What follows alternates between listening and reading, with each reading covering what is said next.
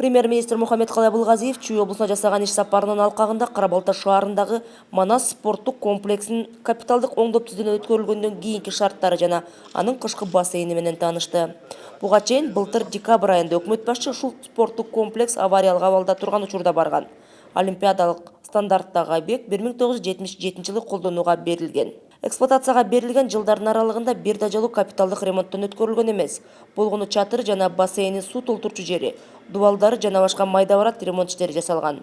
Үстү жабык бассейн авариялык абалда болчу. Бассейн аймак үчүн уникалдуу объект экенин жана спортту жайылтууда негизги ролду ойноорун, ошондой эле Кара-Балта шаарынын жергиликтүү тургундарынын каалоосун, жергиликтүү бюджеттин каражатынын чектелүү экенин эске алып, премьер-министр олимпиадалык стандарттагы бассейнди калыбына келтирүү үчүн зарыл болгон каражатты табуу тапшырмасын берген. Биринчи биздин приоритетибиз өзү балдардын ден соолугу, адамдардын ден соолугу, анан билим деп атабыз. Билим жаатында азыр көрүп атасыздар, мугалимдердин айлыгы көтөрүлүп атат. Азыр болсо эми ушул балдардын ден соолугун коргоо боюнча абдан чоң иш-чаралар болот. Өлкөдө билим берүү мекемелерине муктаждык болуп турганда, узакка курулуп жаткан курулуштар менен көйгөй болбошу керек.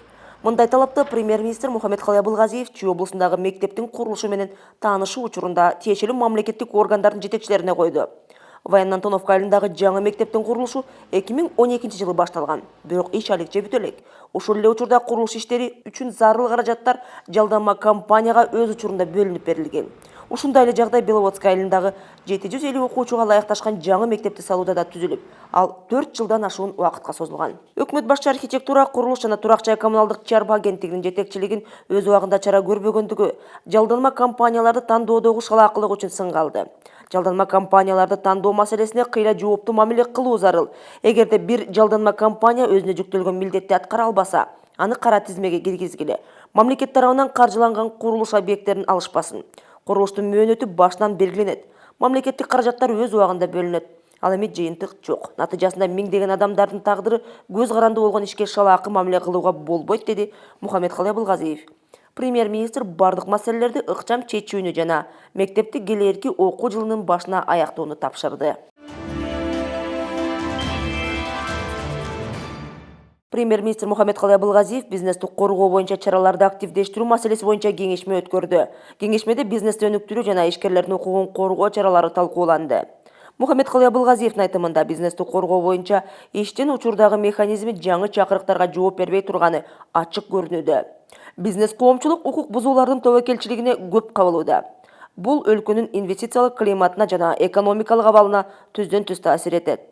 Өкмөт башчы бизнестин коопсуздугун камсыз кылуу жана ишкерликти эркин жүргүзүү үчүн шарттарды түзүү боюнча өзүнө милдеттендирилген тапшырмалардын аткарылышына байланыштуу укук коргоо жана көзөмөлдөөчү органдардын дарегине сын айтты. Укук коргоо органдарынын өкүлдөрү өздөрүнүн мыйзамсыз аракеттери менен жүргүзүлүп жаткан мамлекеттик саясатка көлөкө түшүрүп жатканы тууралуу билдирүүлөр келүүдө. Укук коргоо органдары ишмердүүлүгүнө терең анализ жүргүзүү, тобокелчиликтерди аныктоо жана өз катарын коррупциялашкандардан тазалануусу керек, деди премьер-министр. Быйыл 9 айдын жыйынтыгы боюнча экспорттун көлөмү 1 миллиард 356,5 миллион АКШ долларын түздү. Учурда ата мекендик товарлар дүйнөдөгү 87 өлкөгө экспорттолууда. Негизинен айыл чарба продукциялары экспорттолот. Мисалы, төө бурчак 30 мамлекетке экспорттолду. Сүт азыктары Казакстан менен Россияга экспорттолууда. Ал эми кыргыз балын дүйнөнүн бир канча мамлекети сатып алууда. Ушул жылдын январь айынан августка чейин 300 тонна астел экспорттолгон. Мындан тышкары биздин өлкө жакынкы чыгыш өлкөлөрүнө эт азыктарын ташый баштады. 63 иш-чара азыр аткарылып жатат. Бул пландын 4 сектору, 4 багытта иштеп жатабыз. Бул жеңил өнөр жай, сүт өнөр жайы, бул жашыл экономика сектору, андан тышкары бул кайра иштетүүчү сектору. Андан тышкары биякта 3 кросс сектору дагы багытталган. Кыргыз Республикасынын Айыл чарба министрлигинин өсүмдүктөрдүн карантини департаменти экспортталуучу айыл чарба продукциялары сөзсүз түрдө импорттоочу өлкөнүн фитосанитардык талаптарына ылайык келген сертификациядан жана маркировкадан өтүү тууралуу маалымдайт. Тышкы экономикалык ишмердүүлүктүн катышуучусу карантинге алынган жүктү маркировкалап, өсүмдүктөрдүн карантини боюнча аймактык башкармалыгына кайрылат. Ал жерде карантинге алынган продукциянын фитосанитардык абалы кароодон жана экспертизадан өткөрүлөт. Жыйынтыгында экспорттоочу, импорттоочу өлкөнүн талаптарына ылайык келген өсүмдүк продукциясынын коопсуздугун тастыктаган эл аралык үлгүдөгү фитосанитардык сертификат алат. Бул алардын аймагында да эркин жүрүүгө кепилдик берет. Өсүмдүктөрдүн карантини департаменти эскертет.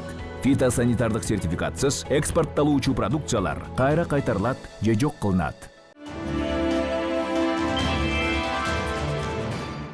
Өкмөт үй бүлөгө бир учурда 3 жандан ашык бала, тагыраак айтканда 3 же 4 төрөлсө, ар бир балага 50 000 сомдон бир жылкы балага сүйүнчү жөлөк пулун төлөп берет. Тиешелүү чечимге премьер-министр Мухаммедкалый Абылгазиев кол койду. Чечим 2019 жылдын 1 декабрдан тарта күчүнө кирет.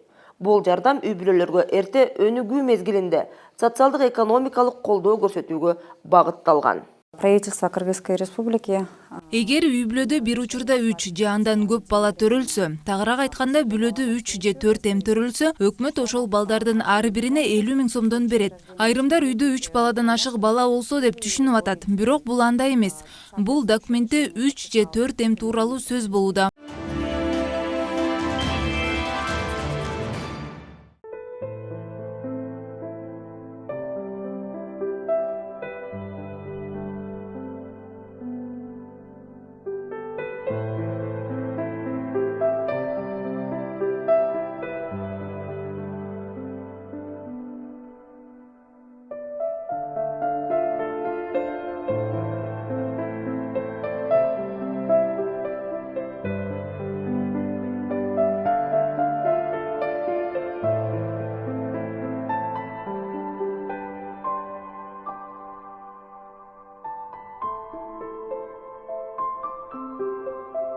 Урматтуу жаш балдар жана ата-энелер, эгерде силерде чечилбеген үй бүлөлүк балдар менен проблемалар турмушта оор кырдаалга кабылган болсоңор, балдар үчүн ишеним телефонуна акысыз 111 номерге чалып, күнү-түнү конфиденциалдуу консультациялык психологиялык жардам алсаңар болот. Суу жана жер ресурстарын коргоо өкмөттүн ишиндеги артыкчылыктуу багыттардын бири. Бул тууралуу премьер-министр Мухаммедкалый Абылгазиев туруктуу өнүгүү үчүн реформаларды тездетүү жогорку деңгээлдеги өнүктүрүү форумунда билдирди. В нашей стране расположено 6516 ледников, общая площадь которых составляет 8000 квадратных километров или чуть более 4% всей территории Кыргызстана. Это наше главное богатство и будущее страны. Вместе с тем глобальное потепление климата привело к тому, что за последние 30 лет Кыргызстан потерял 25% ледников. И при таком стечении обстоятельств страна уже в ближайшие 100 лет может потерять все ледники. Поэтому считаем, что проблема это не только одного Кыргызстана, это проблема всей Центральной Азии или всего мирового сообщества. Кыргызская республика, придерживаясь общемировых принципов охраны окружающей среды, приняла концепцию «Кыргызстан – страна зеленой экономики». Как вы здесь заметили, что решение правительства полностью продиктовано интересом защиты экологии, охраны здоровья людей и развития регионов страны. Муну менен катар өкмөт башчы адам капиталы биздин өлкөнүн негизги ресурсу деди. Президентская инициатива по развитию регионов сегодня стала, эта инициатива действительно национальная идеология нашего общества. Потому что этот вопрос развития регионов затрагивает жизни более 60% населения нашей страны. Более 60% населения проживает в сельской местности. Здесь нужно особо отметить, что решая проблемы регионов, мы решаем очень ряд важных системных вопросов, задач. Это первое – занятость населения. Второе – снижение миграции. Поэтому считаем, что человеческий капитал, как и везде, для нашего Кыргызстана, это главный ресурс. Бүгүнкү дүйнө бул санариптик технология дүйнөсү. Ошондуктан 2040 жылга чейин өнүктүрүүнүн улуттук стратегиясында бекитилген санариптик трансформация концепциясы экономикада технологиялык өзгөрүүлөрдү ишке ашырууга жана жарандардын жашоо деңгээлин жогорулатууга багытталганын да айтты. И мы отчетливо понимаем, что социально-экономическое развитие Кыргызстана невозможно без внедрения цифровых технологий. Поэтому концепция цифровой трансформации, закрепленная в национальной стратегии развития до 2040 года, будет направлена для осуществления технологических перемен в экономике и повышения уровня жизни наших граждан. В данном направлении мы проделали большую работу. Это вот успешные проекты, как «Безопасный город», о системе «Түндүк» много говорили. Вот сегодня система «Түндүк» охватывает все государственные органы, переведены в электронную формат 110 государственных услуг, оказываемых населению. Идет внедрение системы видеонаблюдения в таможенных налоговых службах. К примеру, на 5 приграничных контрольно-пропускных пунктах установлены инспекционно-досмотровые комплексы. То есть то, что говорили, что имеется в контролирующих органах, такие как таможенные налоговые органы, есть коррупционные механизмы. Мы в этом направлении тоже видим, что только цифровизацией мы будем или снижать, или ликвидировать коррупционную составляющую в этих системах. Мы считаем, что правительство готово к активному сотрудничеству нашим партнерам в этом направлении. Өкмөт ишкер айымдарды ар дайым колдойт. Бул тууралуу премьер-министр Мухаммедкалый Абылгазиев бүткүл дүйнөлүк ишкер айымдар күнүн белгилөөгө арналган өз алдынча болуу эркиндиги аттуу конференцияга катышуу учурунда билдирди. Өкмөт башчы ишкер айымдарды майрамы менен куттуктап, аларды өлкөнүн жана жергиликтүү коомчулуктардын социалдык экономикалык өнүктүрүүгө кошкон салымын белгиледи. Социалдык тармакты аялдарсыз элестетүү мүмкүн эмес. Мына билим берүү тармагын айтып атабыз. 74 000 мугалим бар экен. Биз айлыктарды көбөйттүк 120 000ге деп. А бирок сабак берип аткандары 74 000 адамдын, жарандарыбыздын 69 000-и аялдар экен. Бейтапканалар, ооруканалар, ФАПтар жана башкалардын бардыгында жүрсөк, ушул сиздер жүрөсүздөр. Бул да биз үчүн абдан кубанычтуу деп. Анан өлкөбүздө 90-жылы союз таркагандагы эң биринчи Кыргызстан жөнүндө айткан кайсы тармак? Тигүү тармагы, туурабы? Тигүү тармагы, биздин улуттук кийимдер тармагы, ушулардын баары тең ушу Кыргызстанды сактап калган, мен ойлойм, ушу сиздерсиздер деп. Муну канча жолу айтабыз, бирок бул эми эч ким муну тана албайт да. Мындан тышкары азыр мынакей айыл чарбасын айтып атабыз. Өзүнчө бизде экономикада 44% болчу экен союз убагында, азыр мына 13%га түздү. Ошонун дагы 40% аялдар экенсиздер. Ишканаларды сүт өндүрүү боюнча ким иштеп атат? Быштакты ким жасап атат? Айранды ким жасап атат? Каймакты ким жасап атат? Мухаммедкалый Абылгазиев ошондой эле өлкөдө экономикалык активдүү калктын 68%-ын аялдар түзүүрүн кошумчалады. Айыл чарбасын тамак ашсыз элестетүү мүмкүн эмес. Бул тармакта дагы сиздер экенсиздер. Мен ошон үчүн сиздерге дагы бир фактын айтайын. Бир айыл бир продукт. Япония мамлекети менен кылып атабыз азыр. 2,5-дан 3 000ге чейин мына көлүбүздө аялдар иштеп атат. Мен анын барып ошол кээ бир объектилерине да барып катыштым. Ал жерде иштеп аткан 100%га жакын аялдар. Ошондой эле премьер мамлекеттик банктарда аялдарды колдоо үчүн ишкер айым жана айым кредит атайын насаялык продуктлары түзүлгөнүн билдирди. РСК банк открыл специальную линию для женщин-предпринимателей. Выделил 50 миллионов сомов, 14% годовых в национальной валюте, 24 месяцев это на оборотные средства, 36 месяцев на 3 года. Сегодня уже статистика есть. Из 50 миллионов сомов выбрали 26 миллионов. 78 женщин уже получили. То есть в этом отношении мы потихонечку выполняем свое данное слово. Второе, Аилбанк открыл АИМ кредит, а первое РСК банк называется Ишкер АИМ. Аилбанк открыл кредитную линию АИМ кредит. То же самое, 14% на 24 месяцев это на обороты. а 36 месяцев тоже на основные средства. Уже проект запущен. Гарантийный фонд обязуется финансировать гарантию не менее 40% от объема портфеля. Мындан тышкары билесиздер, биз азыр стратегиялык соглашенияга кол койдук кумтөр боюнча. Ал жерде 4 миллиард 800 миллион сом алдык азыр. Ошонун ичинде дагы сөзсүз түрдө экология тармагында, туризм тармагында, инфраструктураны өнүктүрүү тармагында аялдарга өзүнчө кредитный линия ачып беребиз. Бул боюнча дагы өзүбүздүн убадабызды аткарып атабыз. Мындан тышкары 2 миллиард сом бюджетте карап атабыз, развитие регионов деп. Региондордо мына азыр мен көрүп атам, карындаштарыбыз, эжелерибизди. Ошол тармактан келгендерде дагы коркпой, смело можете заявлять, что я хочу получить кредит для развития регионов, для моего проекта деп барып айтсаңар, мен жетекчилердин бардыгына тапшырма бердим. Ушул боюнча да иштеп атышат.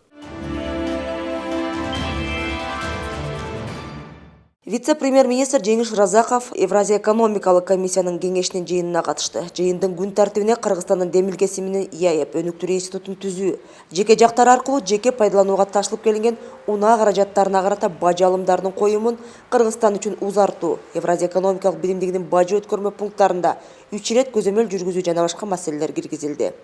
Кеңештин жыйынынын жыйынтыгы боюнча бир нече документ кабыл алынды. Ал эми Кыргызстан үчүн жарандар аркылуу жеке пайдаланууга ташылып келинген унаа каражаттарына карата бажы алымдарынын коюмун узартуу демилгесин кароонун жыйынтыгы боюнча бул маселени кеңештин мүчөлөрү колдогон жок. Тилекке каршы буну Евразиялык экономикалык бирликтин кеңеши колдогон жок. Бул эмнени билдирет? Бул 2020 жылдан 1-январдан тартып жалпы Евразиялык тариф күчүнө кирет. Кыргыз Республикасынын транспорт жана жол министрлигинин алдындагы жол чарба департаменти республикадагы автоунаа жолдорунда коопсуздукту камсыздоо максатында эрежелерди эскертет. Транспорт каражаттарынын ээлерине кыш мезгилинде жайкы дөңгөлөктөрдү кышкыга алмаштыруу өтө зарыл. Буга кошумча унаада атайын музга туруштук берген ченжирдин болушу абзел жана унааны башкарууда өзгөчө көңүл буруңуздар. Мындан тышкары автоунаа бумалардын алдын алуу үчүн ашууларда жол эрежесин сактап, автотранспорттун ортосунда 500 метр аралык болуусу талап. Күтүүсүз аба ырайы өзгөрүлсө, кышкы мезгилге даярдалбаган транспорт менен алыс жолго чыгууда оолак болуңузду суранабыз. Эсиңизде болсун, автомобилдин рулуна отуруп жатып, сиз жолго аттанган жүргүнчүлөрдүн өмүрүнө жана ден соолугуна жооп бересиз. Сизге ишенген адамдардын өмүрүнө сак болуңуз.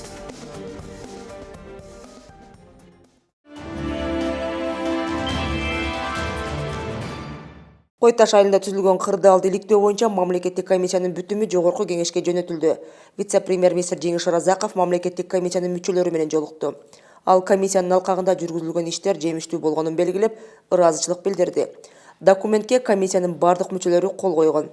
Жогорку кеңештин депутаттары, коомдук ишмерлер, мамлекеттик кызматкерлер курамына кирген комиссия түзүлгөндөн бери мүчөлөрү калыс жана адилет тыянак чыгаруу максатында демилгеленген талкууларды бардык кызыктар тараптар менен өткөрүштү. Комиссиянын ишинин алкагында 2019 жылдын 7-8 августунда Кой Таш айылында түзүлгөн кырдаал тууралуу Атамбаевдин тарапташтары, мамлекеттик органдардын өкүлдөрү, ошондой эле Аламедин районунун жашоочулары менен жолугушуулар өткөрүлүп, маалыматтар алынган. Мамлекеттик комиссиянын мүчөлөрү тургундар менен жолугушуу өткөрүү максатында Кой Таш айылына да барышты. Анын алкагында алар 7-8 августта болгон окуялардын учурунда жабыркагандар тууралуу маалыматтар менен таанышып, бир катар объекттерди көрүп чыгышкан.